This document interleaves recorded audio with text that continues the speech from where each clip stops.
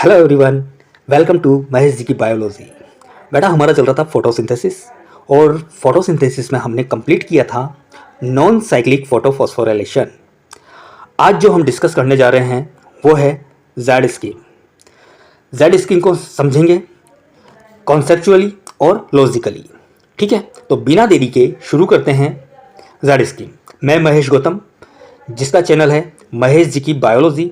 यहाँ पर आपको मिलते हैं यूनिक नोट्स ऑफ बायोलॉजी, साथ में यूनिक क्वेश्चंस ऑफ बायोलॉजी। तो अगर आपने चैनल को सब्सक्राइब नहीं किया है तो ज़रूर करें। यहाँ पर आपको केवल कॉन्सेप्ट मिलेगा। तो शुरू करते हैं जेड स्कीम। जेड स्कीम होता क्या है समझते हैं। बेटा Z scheme non cyclic photophosphorylation का ही दूसरा नाम है। नॉन साइक्लिक फोटोफॉस्फोराइलेशन जो हमने समझा था पिछली क्लास में, उसी का दूसरा नाम क्या है? Z scheme. जेड स्कीम क्यों बोला इसको? क्योंकि जब इलेक्ट्रॉन का ट्रांसपोर्टेशन हो रहा है तो इलेक्ट्रॉन जिगजैग मैनर में ट्रांसपोर्ट होता है ईटीएस में। ठीक है, तो इसी वजह से हमने इसको क्या बोला है? Z scheme. जो इलेक्ट्रॉन का ट्रांसपोर्टेशन हो रहा है वो किसके अकॉर्डिंग होगा? रेडॉक्स पोटेंशियल के अकॉर्डिंग। किसके अकॉर्डिंग? रेडॉक्स पोटेंशियल के अकॉर्डिंग। तो या यूं समझ सकते हैं हम, जब हम नॉन साइक्लिक फोटोफॉस्फोराइलेशन को रेडॉक्स पोटेंशियल के अकॉर्डिंग समझते हैं तो इसे ही हम क्या नाम देते हैं? Z scheme. बात आ रही है रेडॉक्स पोटेंशियल होता क्या है? रेडॉक्स पोटेंशियल होता क्या है बहुत अच्छे से समझाऊंगा, बिल्कुल सिंपल तरीके से। तो याद रखना है, रेडॉक्स पोटेंशियल का सिंपल मीनिंग है इलेक्ट्रॉन एक्सेप्टिंग कैपेसिटी। क्या बोला मैंने? इलेक्ट्रॉन एक्सेप्टिंग कैपेसिटी या इलेक्ट्रॉन रिसीविंग कैपेसिटी। इलेक्ट्रॉन को एक्सेप्ट करने की कैपेसिटी या इलेक्ट्रॉन को रिसीव करने की कैपेसिटी, या यूं बोल सकते हैं इलेक्ट्रॉन होल्डिंग कैपेसिटी। इलेक्ट्रॉन को होल्ड करने की कैपेसिटी। मैंने यहां पर तीन बातें बोली है रेडॉक्स पोटेंशियल के लिए कि रेडॉक्स पोटेंशियल होता क्या है? Electron accepting capacity, electron receiving capacity, electron holding capacity. समझना है।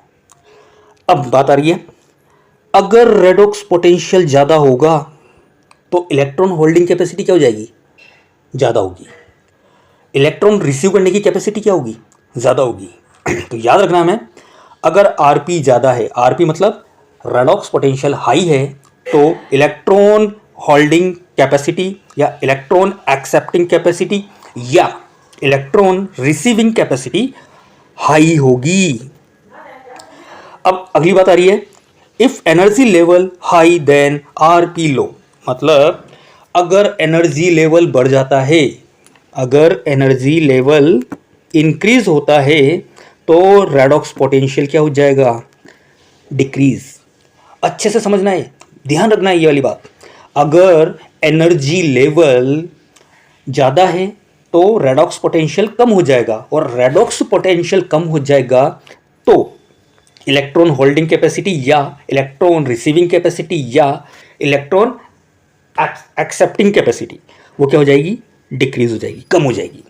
इसी के अपोजिट, अगर एनर्जी लेवल लो है तो रेडॉक्स पोटेंशियल इंक्रीज हो जाएगा। इसका मतलब क्या हुआ? अगर एनर्जी लेवल कम तो रेडॉक्स पोटेंशियल हाई, और अगर रेडॉक्स पोटेंशियल हाई तो इसका मतलब क्या हो गया? Electron holding capacity, electron receiving capacity या इलेक्ट्रॉन एक्सेप्टिंग कैपेसिटी भी ज़्यादा होगी। ये हमने एक पूरा समझने का प्रयास किया है सिंपल लैंग्वेज में। अब समझते हैं हम नॉन साइक्लिक फोटोफॉस्फोराइलेशन को रेडॉक्स पोटेंशियल के अकॉर्डिंग। आपको पूरी तरह से फोकस होना है यहां पर। ठीक है, देखो यह है फोटो सिस्टम 2। क्या है ये? Photo system 2। यह है फोटो सिस्टम 1।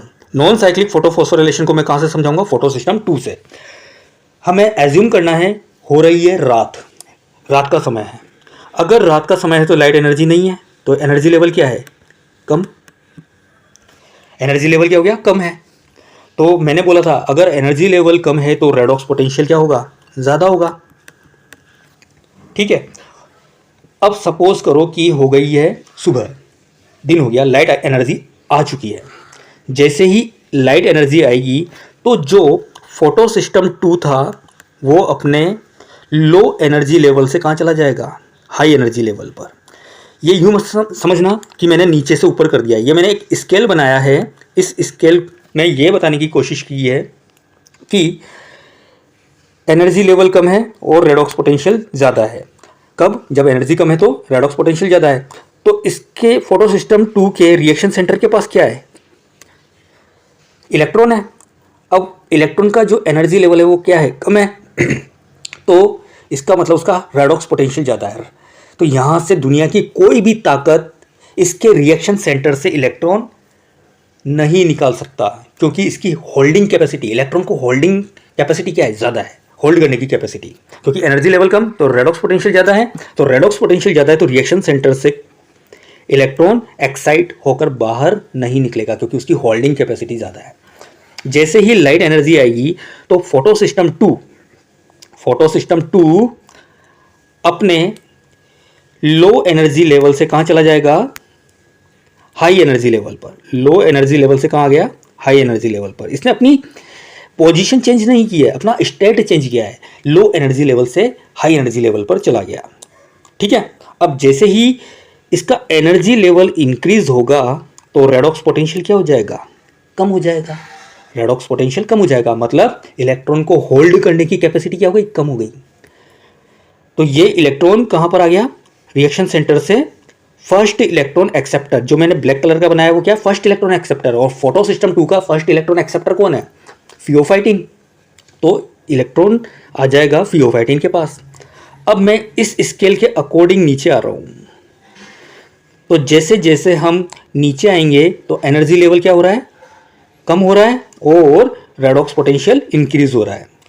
जैसे जैसे हम नीचे से ऊपर की तरफ जा रहे हैं अकॉर्डिंग टू स्केल, तो एनर्जी लेवल इंक्रीज हो रहा है, रेडॉक्स पोटेंशियल डिक्रीज हो रहा है।